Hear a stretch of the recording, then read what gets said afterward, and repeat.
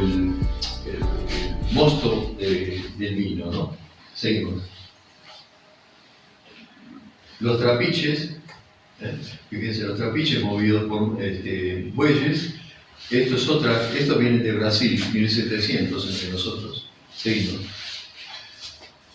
Y miren lo que encontramos, esto estaba en algunas de las veces que hemos hecho alguna exploración, y de repente yo llegué a una chacra, estaba sacando fotografías, y como uno es extranjero, en Misiones también, con la máquina de fotos ya no se estereotipaba. Bueno, después de un tiempo empezamos a hablar con ese señor que tenía una chacra, y como vio que la conversación era respetuosa, y nosotros hablamos del trapiche, bueno, este señor fue hasta la chacra y trajo un puñado de caña. Y lo puso el caballo y empezó a hacerlo andar. Bueno, después de un tiempo, ahí sacaban una cosa que después se llama la rapadura, que lo cocinan con frutas y es un alimento, el jugo del... Y este señor empezó a hablar y nosotros le dijimos, el trapiche de madera, y él me dijo, no de madera. Entonces cada pieza del trapiche correspondía a una especie de árbol, porque el urunday servía para tal cosa, pero para hacer los dientes hacía falta otro que... Entonces todo ese conocimiento, que para nosotros urbanos es madera, para él era el conocimiento de la selva ancestral. Por supuesto, como eso hace 35 años que lo saqué esa foto, ya nada queda. Y todas esas cosas no las hemos registrado. Y se perdió parte de la cultura. Y acá, este era el taller que tenía él. El taller era un montón de herramientas que no las compraba Benici, sino que las forjaba el herrero o él mismo, y que si nos poníamos a revolver, había herramientas que eran las mismas que usaban los jesuitas, porque no cambió la cultura. Todo eso es lo que nosotros vemos como conocimiento y eso es patrimonio. Yo no puedo ver esto simplemente como madera, sino que y sería el respeto por el lugar, entenderlo. Sí. Ustedes ven las ruinas jesuíticas, ¿no? Ahora se ve medio diluido el color. Y ven ruinas muerte. Eso no estaba así cuando fue. Eso estaba así. En Chiquitos, en una zona de Bolivia, al este de Bolivia, quedan las misiones y las han mantenido. Así era la expresión y es lo mismo que era esto. Fíjese si, yo no puedo reconstruir esto, pero necesito que el centro de interpretación esté ahí, me esté explicando esto. Porque los jesuitas no construyeron ruinas. Cuando vemos al pasado como ruina, como muerte, no sacamos los valores que hoy nos sirven para construir. Esos valores de la muerte y la ruina nos sirven para decir, no molestan, ya está, ya fue. Seguimos. Este es el interior. Esas ruinas eran esto, pintadas, llenas de vida. Inclusive estuvimos nosotros aquí cuando estaban rezando una novena. Bueno, la luz eléctrica no podía atracar porque eran bancos. Nuestras mayores defensas no fueron nunca los fuertes, fueron los bancos de arena. Seguimos. Otro grupo, estos son, miren, y esto es una cosa muy interesante. Esto es una comunidad polaca en Misiones. Esta es su primer capilla, el elemento aglutinador de la capilla. Y esto es lo que nos pasó aquí en Atalaya, es el elemento social aglutinador. Primero la capilla y después la escuela. Son los elementos que dan forma o estructura a la sociedad, ¿no? La capilla, la escuela. Eso también en vías de ser declarado como un de catedral.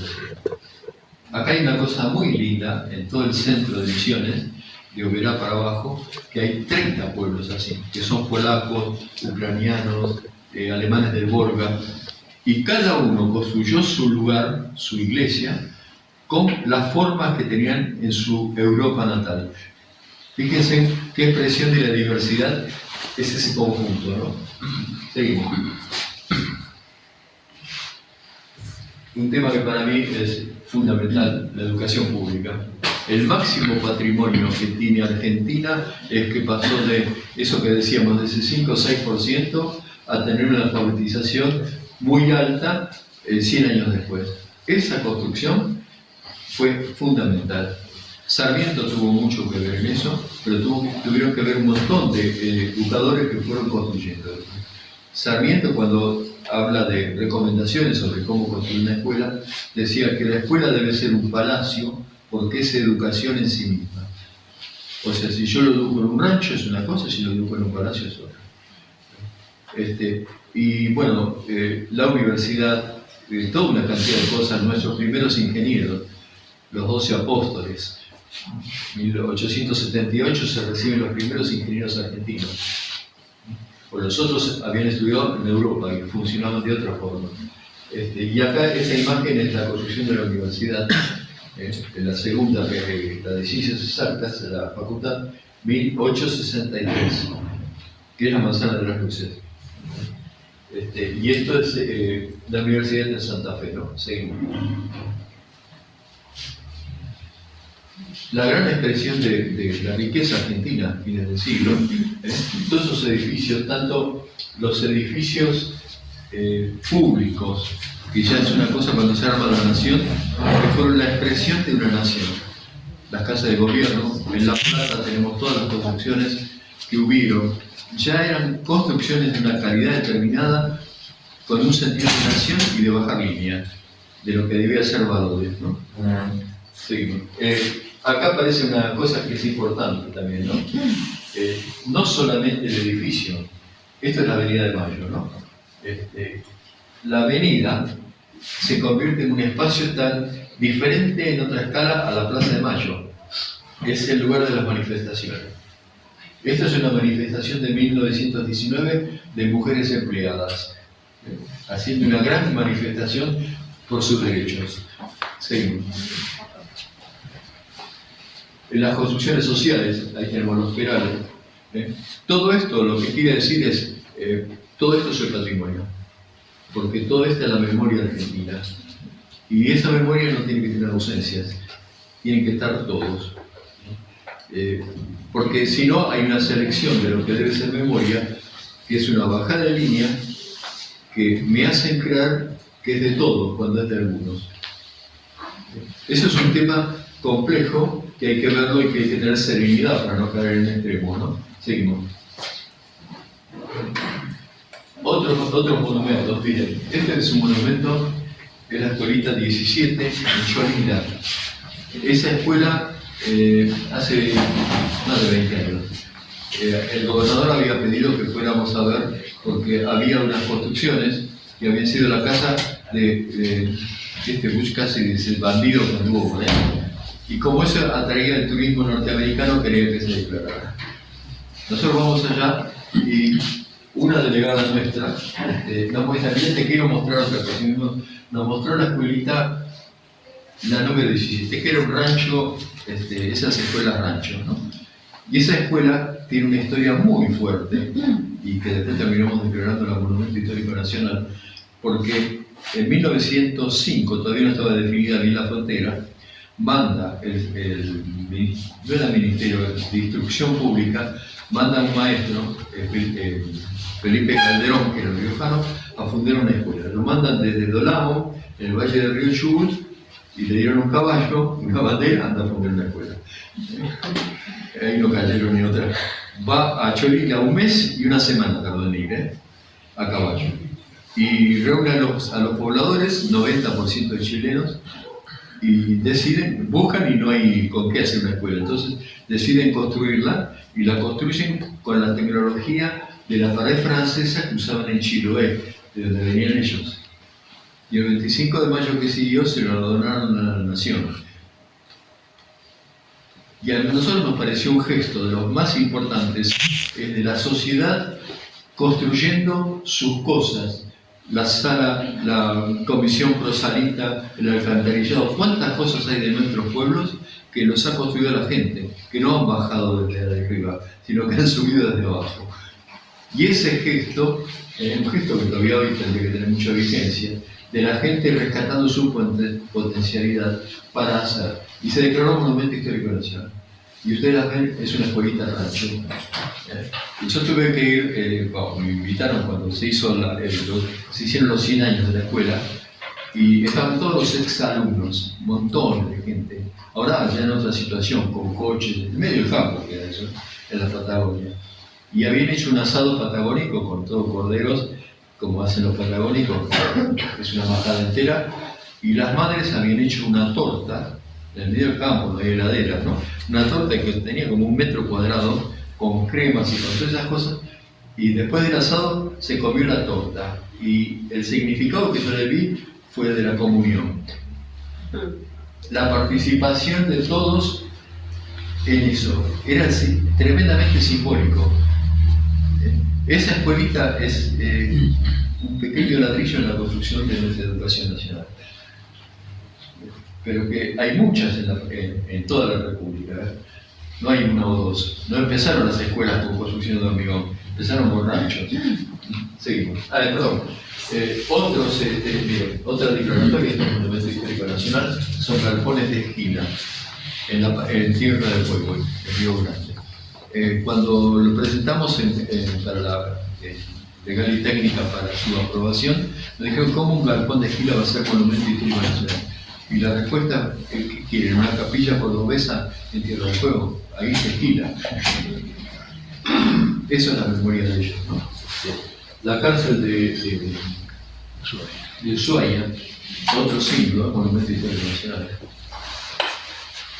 Y esto es un tema, todo este tipo de cosas son como nuevas, 20 años. ¿Por qué? Porque estas no tienen bronce, pero explican nuestra memoria. Seguimos. Y acá un tema que lo traje a colación porque, miren, estas piedras que vemos así, es un piso en el Fuerte 25 de Mayo en San Rafael, en Mendoza. Esto fue 1995. Cuando yo volví, 2005, quedaba esto. El patrimonio es tremendamente vulnerable.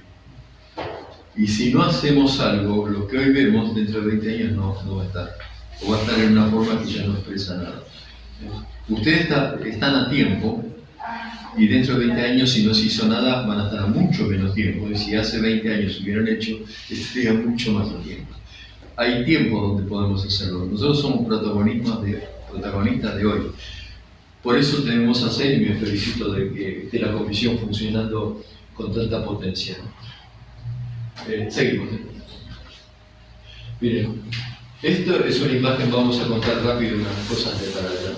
Esto es una imagen de esa Atalaya, pero es un dibujo hecho en el siglo XIX sobre un fuerte. ¿Cómo eran los fuertes nuestros? No se compraba ningún material, se agarraban los materiales de ahí, una estacada de palo a pique, el mandrullo, que no debe haber sido muy diferente a lo de aquí. El palo a pique es la forma natural que tenemos nosotros, salvo que en la provincia hay otra forma natural, que después lo vamos a ver, que es hacer el corral o la protección con tierra excavada en el albardón. Que eso es otra forma, ¿no? Y lo que nosotros nos sugería es que todo este pasado puede ser futuro si yo lo reinterpreto y le doy potencia. Para la identidad, para el recurso económico. Pero tengo que pensar creativamente, ¿no? No para el turismo ciego, sino orgánico, ¿no? Y fundamentalmente educación. Y si ponen guías de turismo, tienen que ser maestros con un posgrado casi, para explicar cosas que no son tan fáciles en lo que son, ¿no? Seguimos. Esto es el plano, yo no sé si este plano vos lo tenés ubicado, pero supongo que sí, porque acá aparece Atalaya. Atalaya tiene la misma o parecida respuesta de una época con respecto a la geografía. Es una zona de borde que también se convierte en punto de transferencia para el contrabando. Ensenada, por ejemplo, donde está el fuerte de Barragán, Macanudo, pero en el siglo XVIII ahí entraban negros esclavos. Tampoco se dice nada, siempre hablamos de las batallas de las otras, ¿no? Bueno, Todo esto forma una serie de elementos.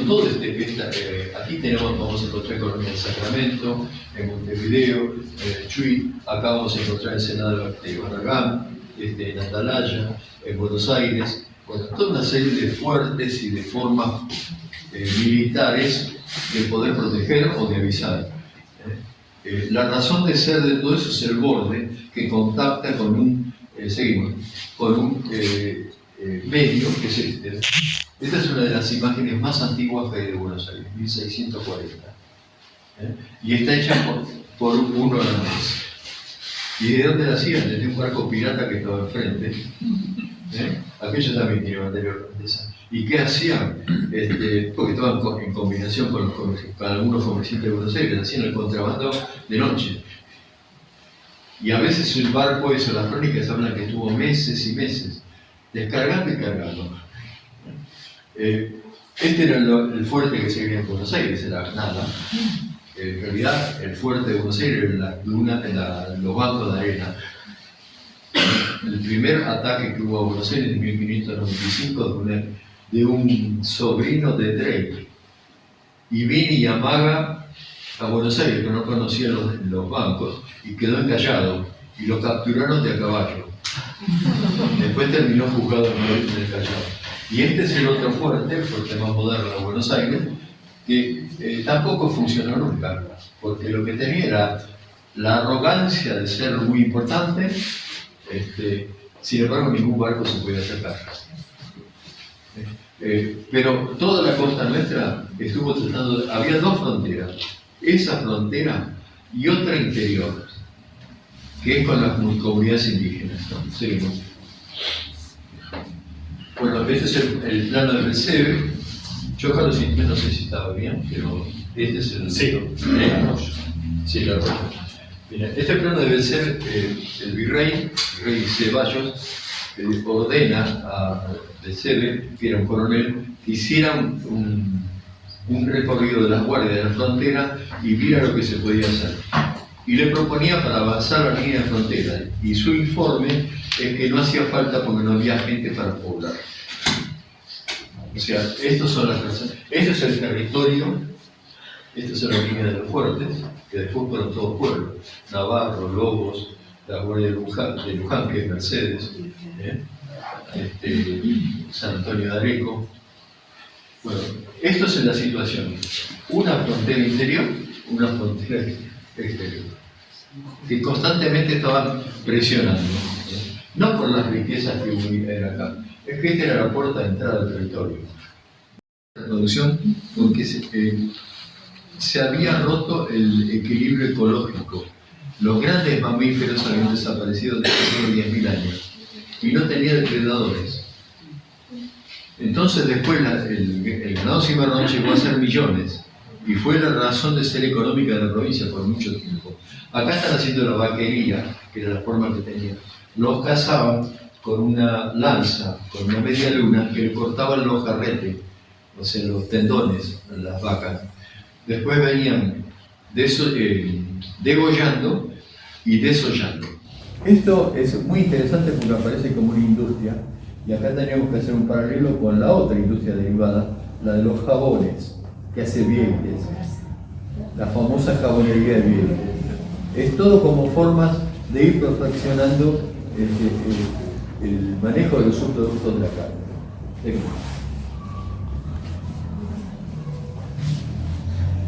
El saladero, que tanto se difundió acá y que le da mucha fuerza.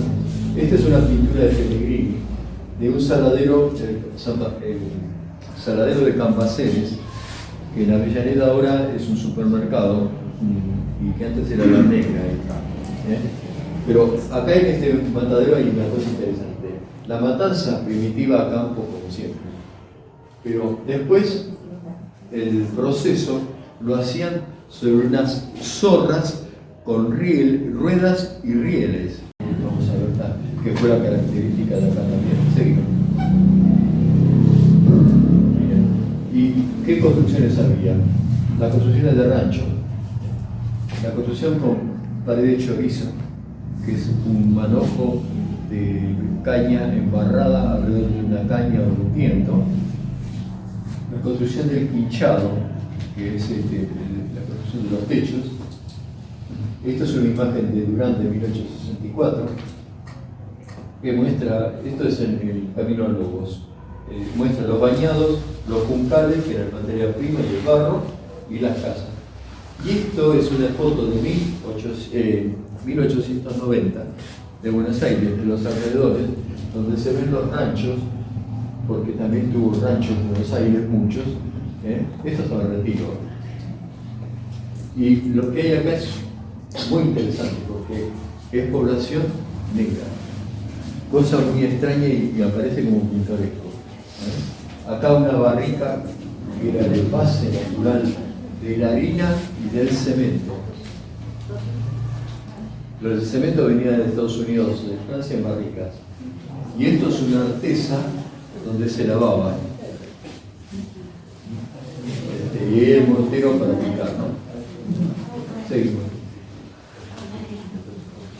Miren, las formas de construir. Ahora voy a pasar un poco a las tecnologías, que es lo que vamos a tratar de ver. En todo el siglo XIX, desde más o menos 1780 hasta 1880, se construyó en toda la región de Buenos Aires las buenas construcciones que no eran ranchos, ¿no? Se construía con una caja de mampostería, vigas de madera, alfajías, ladrillos de plano puestos así, en 2 o 3 capas y después una capa de balosa. Esa fue la forma hasta que cuando la construcción de La Plata empieza a aparecer el perfil doble T de hierro y cambia la forma de hacer los techos. Esto, miren, esta foto la saqué yo no hace mucho en el Museo Sarmiento, y una cosa que aparece interesante. Las vigas uno ve en antigüedad, primero por la forma. Las más antiguas son cuadradas, desbastadas de una rama.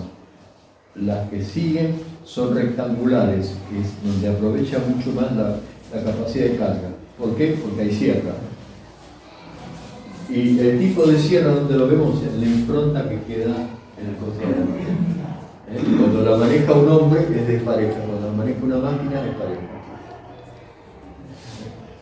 Y los clavos. Antes, 1860, 1800, para atrás, el clavo forjado es hecho por el herrero. Yo no sé si acá encuentran, tendríamos que ver, porque ustedes, la construcción de Atalaya, el fuerte es alrededor de 1870 para acá, pero debió haber construcciones anteriores. Inclusive hay un informe municipal donde habla de varias cosas, por ejemplo, una casa de mampostería con creo que techo de azotea. Aparece otra casa que dice techo de ripia. ¿Saben qué es la ripia? La ripia son tejas de madera que venían importadas de Estados Unidos, que eran cortadas a sierra. Yo encontré un techo acá en Babio. En la estancia La Esperanza había un techo en un galpón que tenía techo de ripia y después le pusieron chapa encima y quedó olvidado ahí. Era la estancia de Caxarabi. Sí. Bueno, seguimos. Miren, esta es la gran revolución industrial que llega. La chapa ondulada. La chapa ondulada se desarrolló en Francia y en Inglaterra en 1840. Antes no había chapas. Los adornos de zinc, que también son de la época. La teja francesa se desarrolló también en 1844 en Francia y acá nos llegó alrededor de 1860. Los grandes elementos que hay de cambio, las máquinas. Antes había que hacer todo a mano. Y uno de los inventos es la sierra sin fin. Antes hay la sierra circular. Y para esta fecha también aparecen las mechas con helicoide que expulsan la viruta, mientras que antes casi se hacía un agujero en una hazaña. Y acá aparece algo que es muy importante, que es propio de la nueva sociedad burguesa, el catálogo. Todo se vendía por catálogo. Y el catálogo es igual que los catálogos de supermercados de hoy, pero con los productos de aquella época. Venía el catálogo de Francia, o de Inglaterra, o de Alemania, o de Estados Unidos, que todo el catálogo tiene ilustraciones del producto y tiene un número que yo puedo comprar a la distancia. Y aparte el catálogo universalizó las cosas, porque ese catálogo iba a la Patagonia, pero también ese mismo catálogo iba a la India o a Egipto. O sea, lo que yo compraba era universal. Y eso se pudo hacer por las comunicaciones, porque de la otra punta un señor hacía una carta de crédito y le mandaban el producto. En la provincia de Buenos Aires, los catálogos, por ejemplo, de Gattin Chávez y de Harrods a fines o principios del siglo XX, en las estancias uno compraba por catálogo y quizás un mes o 2 meses o 3 meses después le llegaba lo que había comprado. Ese fue un sistema que universalizó todas las cosas. El catálogo aparte es producto de la ilustración, porque hay que saber leer, del ordenamiento que hace la ilustración ya desde Linneo, con las cosas están clasificadas y numeradas. Con lo cual hay una forma donde el que consume no necesita conocer al que lo produce. Está ahí todo un sistema comercial en el medio. Mientras que antes yo cuando necesitaba algo iba al artesano que me lo hacía y lo hacía en la medida de la demanda que yo le hacía. Eso es un cambio comercial total, ¿no? Seguimos. Las construcciones. Por ejemplo, esta es la casa de Sarmiento en el Tigre, de 1856. ¿Por qué se pudo hacer esta casa? Porque había tablas aserradas. Y él organiza una cosa. Sarmiento, cuando uno ve la historia del Tigre, es genial las cosas que introduce. Una de las cosas que organizó en esa época, donde ahora hay una especie de caja de cristal, bueno, es un aserradero. Javelson escribe y describe las máquinas que están tiradas en el monte. No se rescata esa figura. Las construcciones de chapa, con esa chapa que ya venía y que en general las paredes se ponía horizontal, ahí tiene construcciones de la boca, con madera, bastidor y chapa que corre. Seguimos. Y aquí en Atalaya. En Atalaya hay un montón de descripciones de casas de chapa. La característica de las construcciones, si habría que rescatar algunas de estas como lo típico de acá. Yo creo que es una cosa muy interesante, por suerte se ha conservado alguna, así que seguimos. Bueno, lo que es la capilla. Una capilla que podría haber sido escuela, capilla, juzgado. En esa época, por ejemplo, en esta misma época, en 1889 creo que estaba la plata en todos sus artesanos y sus iglesias, las iglesias neogóticas. Acá se hizo lo que el albañil pudo, bárbaro, pero es lo que el albañil pudo, ¿no? Seguimos. La escuela. Y yo creo que quise rematar con la escuela porque me parece el elemento, la herramienta del cambio en nuestra sociedad. Seguimos. Bueno, desde aquellos lejanos días hasta el hoy pasaron muchas vidas, muchas alegrías y muchos sufrimientos que dejaron raíces profundas. Hoy nosotros somos los protagonistas de nuestro tiempo, que formaremos más raíces para los que siguen, para que el árbol del futuro no se lo lleven los vientos, porque tiene raíces profundas en nuestra tierra, en nuestra gente, en mi país, nuestro país.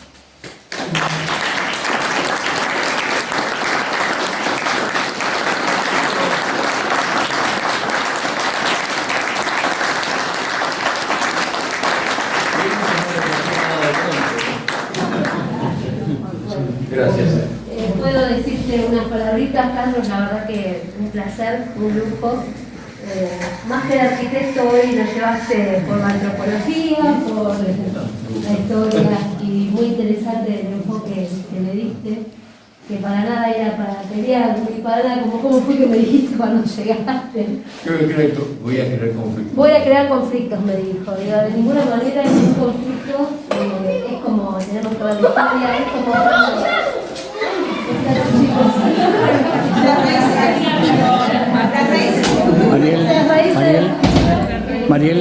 Mariel, de frente, por favor. que un placer, un privilegio. Ojalá podamos escucharte otras veces en otras escuelas, porque es más que interesante. Muchas de las cosas que dijiste me pusieron a acordarme de muchas cosas, no solo arraigadas en mi familia, sino a la historia, al abordaje de la historia de la escuela. Cuando nos tocó ir al Museo de La Plata y una antropóloga nos dice: hay que aprender a preguntarle a las cosas, a los edificios. Un buen investigador es quien sabe hacerle preguntas a los objetos y a las cosas que están. Y habían trabajado con una pelota que se llamaba peteca, le jugaban los chicos y le decían, le dijeron, bueno, a ver, el ejercicio de preguntar, ¿no? ¿Para qué sirve? ¿Quién jugaba conmigo? ¿Qué hacíamos con esto? ¿Cómo se les ocurre que se puede jugar? Y bueno, ahí, a partir de allí, reconstruyendo la historia. Y así los edificios y así todo lo que nos rodea. El arte nuestro, el de ser docente, dice aprender a preguntar, a crear conflicto o a crear la pregunta, o a tensionar todo lo que vemos y está naturalizado en nuestro ambiente todos los días. La historia de Atalaya, la historia de Magdalena, tiene que ver mucho con los inmigrantes. Mi familia llegó en 1898. Esto que dijiste de los protestantes y de los católicos, mi familia de abuelos, toda una parte católica y toda una parte protestante. Así que realmente es la primera vez que lo escucho desde un historiador contar estas cuestiones que tuvieron que ver con las culturas y las cuestiones que tuvieron que ver con la religión, por ejemplo. Sí, claro. Porque bueno, me tocó vivirlo en familia y esa integración fue costosa, claro. Siempre mucho. Así que bueno, nada, más que agradecerte. Escuché un poco a mi profe de historia, al profe Treble, que estuvo acá en el instituto, historiador también, parte del archivo de La Plata, que nos contaba un poco la historia como vos la contaste, y es lo que me parece que los docentes tenemos que rescatar para charlar con nuestros chicos, ¿no? A veces la historia la tenemos ahí, en la fachada de la escuela, a la vuelta de la esquina, en las construcciones de chapa, que también eran típicas de la zona, en la historia de las herramientas, cuando armaron los museos, los docentes han armado museos con las cosas que había en cotidiano, en las casas, lo que encontraban. Hicieron una línea histórica con planchas, por ejemplo, el desarrollo de las planchas en los hogares, fue re interesante ver un museo hecho por los chicos con eso, y con fotos que trajeron de su familia. Digo, rescatar esto, para mí es muy importante, me encanta que hayas estado hoy con nosotros. Gracias por haberlo traído, Ezequiel. Y bueno, espero que todos se lleven toda la riqueza que yo hoy me estoy llevando de tu parte y de ustedes que están acá representando. No, la idea nuestra es sobra bronce y falta acercarnos a la gente. Que la gente sienta que es parte de las cosas, ¿no? Que es un espectador. Y eso nos va a llevar años, pero ojo, la escuela es la clave, no lo hacemos con los grandes. La escuela es la clave de ese cambio, un cambio que necesitamos, ¿no? Yo con respecto a ese museo te quiero decir una experiencia que una vez hicimos en un curso en La Plata, y lo hicimos en Las Heras y lo hicimos en Vicente Casares, que es el Museo de un día. Los chicos traían cosas que habían tenido que hablar con los abuelos, se armó un museo en la escuela y quedó un día. Y que los chicos después venían con sus padres a ver el tema, ¿no? Y nos dio mucho resultado porque no eran cosas que fueran museables en un museo público, por lo menos como se entienden ahora, ¿no? Pero eran museables para la comunidad. Bueno, gracias por todo. Muchas gracias.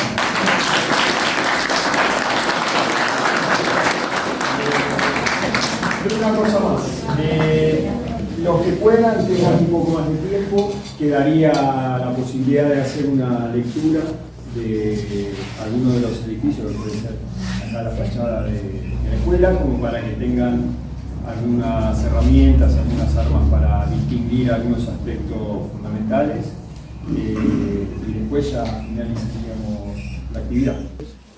La unión de los elementos. La unión de los elementos no tiene soldadura, porque la soldadura es recién del siglo XX.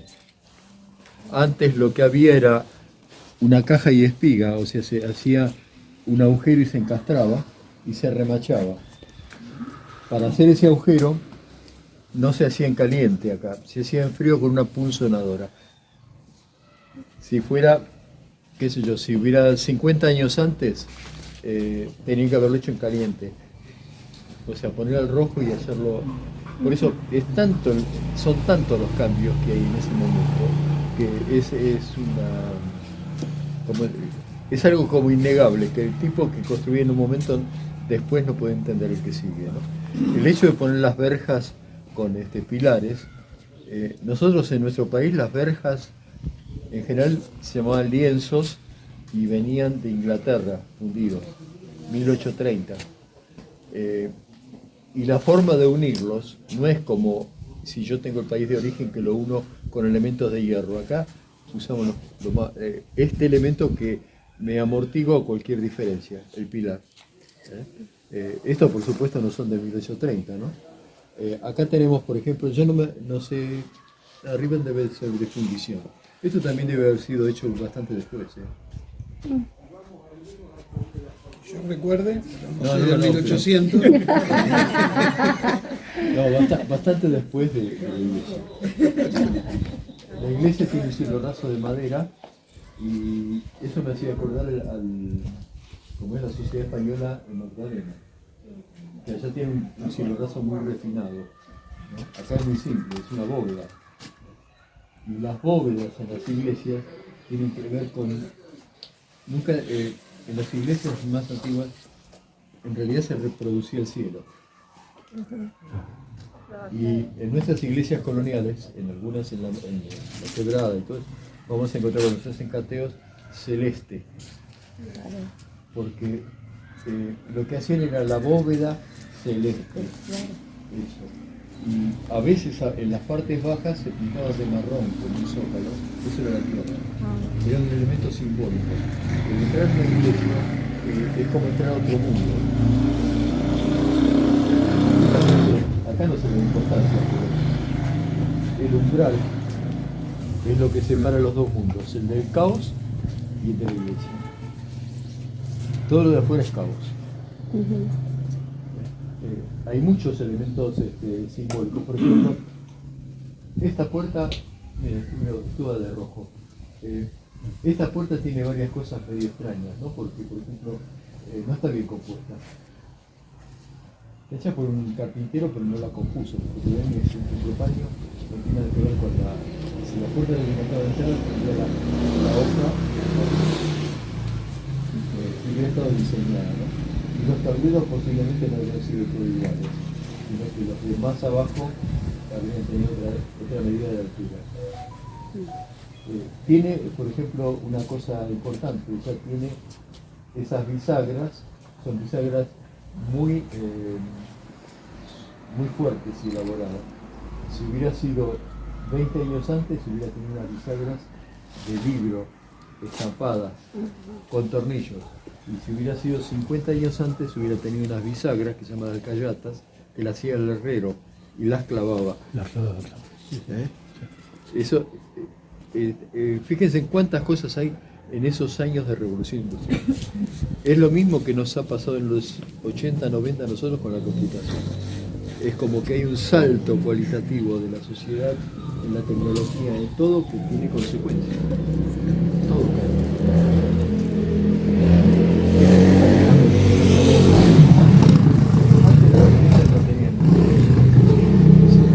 ¿No tenían? No, entraba directamente. Ah, sí, sí, sí. Esto es una cosa relativamente debe ser de fines del siglo XIX, principios del XX. La iglesia es muy interesante en el concepto de iglesia, ¿no? Porque son dos mundos.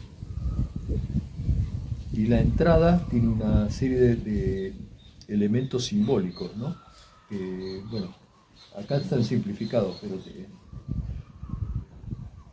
yo creo que este lugar, este espacio, en el 1860 ya no se hacía así. Esto era así. No había una protección adelante. Todas las iglesias de Buenos Aires que vemos con verjas son agregadas. Las imágenes más viejas simplemente el nártex, que sería esto, es un playón donde se juntaba la gente y ese tipo de cosas. Esto significa control. ¿Vieron lo que hablamos hoy de la Plaza de Mayo? Sí, totalmente. Bueno, eso pasó en toda la sociedad. En la provincia de Buenos Aires, creo que 2 años después del diseño de la Plaza de Mayo, que aparece el código rural. Y 10 años después aparece otro elemento regulador, el alambrado. Con el alambrado desapareció el gaucho y apareció el peón rural. Esos son los cambios.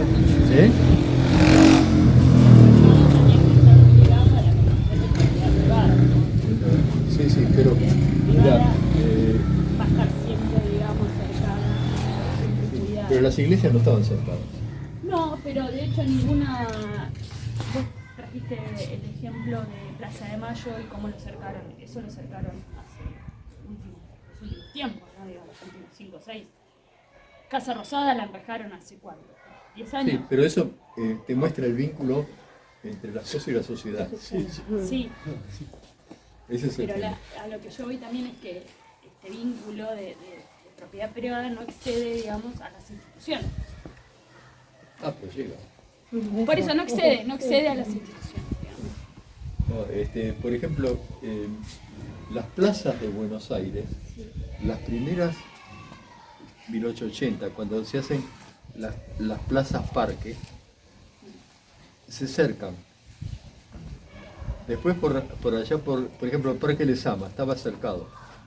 1930 hay aires de estabilidad, le saca los cercos. Hoy le pone los cercos. Sí. Bueno, Capital está todo cercado. Sí, sí. Las plazas de Capital hoy están Hoy está cercadas. cercado. Pero sería- Pero, por ejemplo, en la provincia de Buenos Aires, lo que era legislatura, no estaba cercado, lo cercaron en el último periodo de Scioli, digamos, estamos hablando de Sí, sí. 2012, 2013, si no me equivoco. Algún día un sociólogo tendría que agarrar todas esas cosas y explicarlas y vincularlas con lo que pasa en la sociedad. Yo creo que ya está, lo que pasa es que se trata de leer un poquito también. Pero sí, yo creo que ya está investigado y me parece que va a dar para más también. Sí, pero son relaciones. Sí. En la provincia de Pero son Buenos Aires, relaciones de poder también. sí, miren, hace un mes estuvimos haciendo un trabajo en Chivilcoy, en la estancia de La Rica.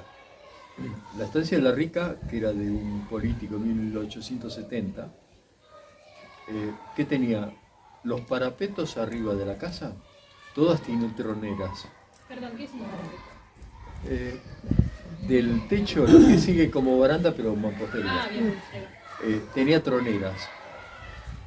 Estaba todo preparado para la defensa. Y resulta que había otra historia. Entre la cocina y un palomar que queda a 300 metros, había un túnel de defensa. Eso nos habla de la sociedad de ese momento. Nosotros creemos, ahora pueden decir algunos era para los indios, ya los indios hacía, Habían hecho ya de la genocidio, o sea, ya era para los blancos. Claro. La sociedad fue teniendo un montón de cosas de ese tipo. Las rejas de defensa. No había casa por ahí de 1870 que no tuviera unas rejas monumentales. también puede en Bueno, Santa eso mismo se lo puede ver acá el tema de lo que es el propio Magdalena, que hasta hace 10 años atrás aproximadamente uno no veía muchas casas, digamos, que tenían rejas. Y actualmente, a partir de los determinados cambios que se fueron viendo, se ve ya la presencia de la reja, que también puede ser, o puede tener ese simbolismo en cuanto a lo que es la defensa. Sí, sí, sí. Hay muchas cosas para ver. Lo que vos decías de lo privado, la primera casa que aparece en la iconografía es una casa en Flores 1840 y tiene un cerco de madera, pero que se puede ver, pero no se puede pasar. Claro. Claro, sí. ¿Viste? En vez de una casa de 1800, claro, una casa de 1800 no tiene verja, tiene tapial. ¿Entendés? No podés ni ver Ni ver ni pasar. porque la familia era distinta. La familia de 1800 es una familia que va hacia adentro, hacia el patio, y no es importante. Ya empieza a ser importante la ventana, pero 100 años antes no hay una ventana. Claro, pero ahí también lo que pienso, ¿no? También la concepción de familia, ¿no? Sí, sí, sí. ¿Cuál es la concepción de familia que antes se tenía, ¿no? La privacidad, lo privado, ¿no? De repente hoy por hoy, con las instituciones, con la escuela, viene a romper un poco ese molde de la familia en lo privado, ¿no? Porque en realidad la escuela trasciende eso, ¿no? Se acerca a la familia y lo que pasa en la familia ya no es privado, se afecta, digamos, a miembros de la familia. Miren, hay Pensándolo, o sea, como a grandes... estoy yendo como a coletazos, como de 1800 ahora, digamos. Las casas, por ejemplo, de principios del siglo XVIII, son las casas con la cultura española árabe. Sí. Van hacia adentro. Las casas de mediados de siglo empiezan a hacer un diálogo entre el interior y el exterior, pero muy cercado. Las chicas se podían asomar por la reja, pero punto, hasta ahí. Nadie podía penetrar.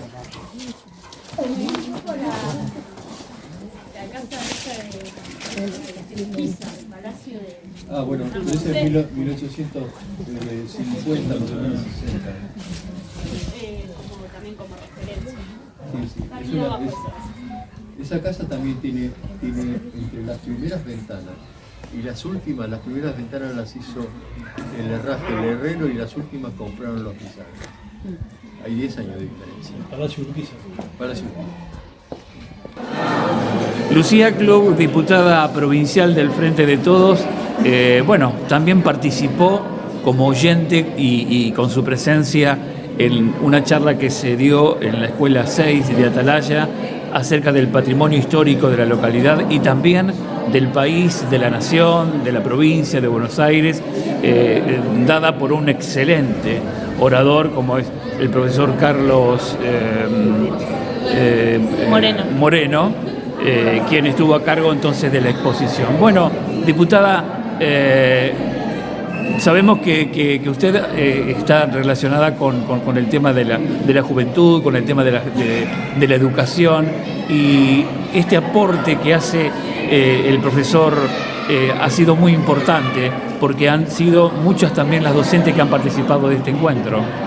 Sí, verdaderamente estuvo muy interesante la charla que dio hoy el profesor, sobre todo porque nos invita a pensar la historia desde sí, sus registros materiales, pero sobre todo sobre las interpretaciones de esos registros materiales, y ahí creo que en los ambientes educativos donde todo esto es caja de resonancia, por así decirlo, y que muchas veces estamos acostumbrados y acostumbradas a concebir la historia, a tratarla y a absorberla incluso de forma muy tradicional, a través de métodos muy tradicionales, tal vez hoy lo que se combinó fue esto de, los métodos tradicionales, la cuestión material, la cuestión patrimonial, pero se puso en juego, creo, un poco la interpretación de eso, y creo que ahí es donde se enriquece este tipo de encuentros y de intercambios, que también pueden enriquecerse en los ámbitos educativos, donde tenemos que repensar constantemente cómo nos relacionamos con la historia, con el pasado, y con este pasado vivo que tiene que ver muchas veces con ese patrimonio de quienes nos antecedieron, ¿no? Cómo reversionamos y cómo interpretamos esa historia en el presente, y creo que el profesor hizo una línea muy clara respecto de, este pasado también tiene que ver con nosotros, y dejemos de verlo como algo santuario, si se quiere, o vinculado a cuestiones que no son muy lejanas, sino vincularlo más desde lo humano, ¿no? Que es lo que nos vincula a todas las generaciones históricas que nos preceden. Y todo depende también de cómo se interpreta la historia. Vos sos, además, docente, profesora de historia, y algo que me conmovió en el principio de la charla del profesor fue que una mirada distinta acerca de cómo se puede interpretar la historia y cómo se puede interpretar el patrimonio histórico, que en este caso es lo que nos convocó, ¿no?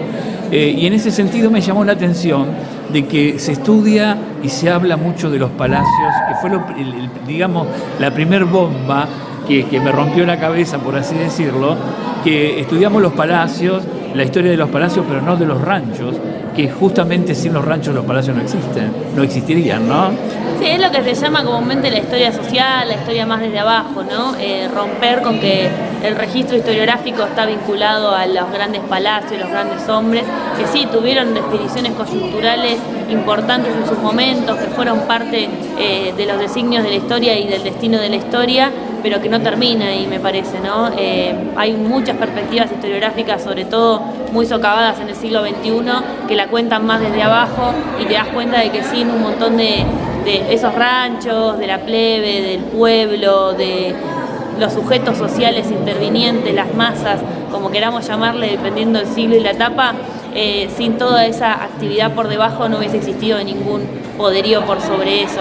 Y me parece que, bueno, empezar a mirar desde ahí y también entender que la gente de a pie, la gente que viene a la escuela pública, se va a sentir mucho más identificado con esa gente de abajo, por así decirlo, con el pueblo trabajador, con el pueblo, civil, común, organizado o no. Creo que va a generar mayores niveles de empatía.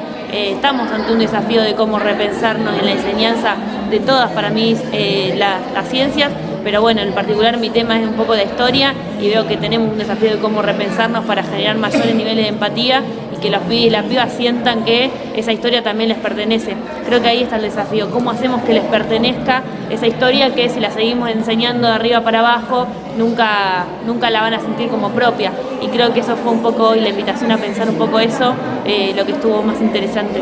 Bien, yendo a tu función como diputada provincial, bueno, sabemos que integrás muchas comisiones, como educación, como la parte de cooperativismo, bueno, tantas otras que lo charlamos antes de la charla. ¿Cuáles son los temas centrales con los que están trabajando en este momento? Bueno, actualmente estamos trabajando fuertemente sobre la cuestión de las escuelas de gestión comunitaria, justamente, que tienen que ver escuelas que se crean y se forman a partir de iniciativas de la organización comunal, que puede ser de diferentes tipos, que hay muchos, hay muchas experiencias de ese tipo en la provincia de Buenos Aires, sobre todo, que es donde me toca interceder, y que bueno, me parecía interesante poder empezar a trabajar una relación más estrecha del Estado con esas entidades. Porque actualmente vos tenés las escuelas de gestión privada, las escuelas públicas, y en el medio hay un gran abanico de circuitos educativos formales e informales, que me parece que está bueno empezar a darles mayor nivel de entidad, por lo menos desde el Estado, reconocerlas, etc. Así que ahora estamos trabajando fuertemente con esos sujetos. También vamos a trabajar sobre leyes vinculadas también en las escuelas y cooperativismo, para que en las escuelas también haya una dimensión de lo práctico y no sea solamente la parte intelectual, y disociamos constantemente lo intelectual de lo práctico, que el trabajo, el cooperativismo, los valores del cooperativismo también sean parte de las currículas educativas. Nos parece un proyecto fundamental. Si bien existe la ley, hay que reformarla, reactualizarla, y es un debate que queremos dar, y también tenemos muchas ganas de trabajar de cara a todo lo que tenga que ver con el cuidado del medio ambiente, y a repensar y a trabajar sobre cómo aprovechamos los recursos naturales en la provincia de Buenos Aires, que son muchos, y que si lo aprovechamos y tenemos una relación sana con el medio, vamos a tener seguramente una provincia mejor. También trabajan en la temática de la economía popular. Sí, vengo de una organización política donde trabajamos constantemente codo a codo con ese sujeto, que hoy entendemos que representa casi un 40% de la población argentina, que está por fuera del trabajo formal. Mucho de ella está organizada, mucho de ella no.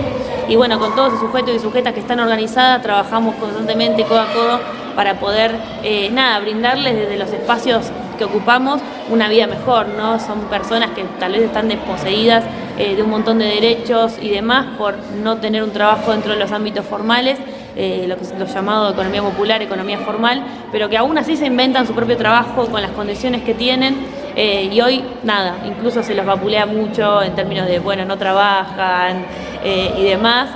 O cobran planes, bueno, todo hay una cuestión de construir ahí, porque son compañeros que si uno va a las cooperativas, laburan un montón, y tal vez mucho más que personas que están todo el día en una oficina sin desmerecer el trabajo de oficina. Claro.